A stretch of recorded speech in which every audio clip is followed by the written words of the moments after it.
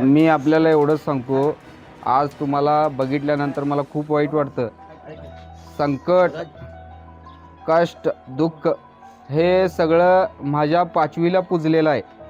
मी ज्या ज्या वेळी खचतो, ज्या वेळी मी अशा घटनांना सामोरे जातो, त्यावेळी खूप खचून जातो. माझ्या पाठीमागं माझं वडील नाहीत, माझं काका नाहीत, पण माझ्यासोबत तुम्ही सगळी लोक आहेत. आणि ज्या वेळी मी खचतो त्यावेळी माझ्या जीवात जीव येते. कारण का तुमच्यासारखी ही जनता जी आहे ती माझ्या बरोबर आहे आणि नेहमी तुम्ही माझी पाठराखणी करता. तुम्हाला बघितल्यानंतर मला 10 हत्तीचं बळ मिळतंय आणि मी ईश्वरचरणी एवढंच प्रार्थना करतो की शेवटपर्यंत तुम्ही माझी साथ अशीच द्या.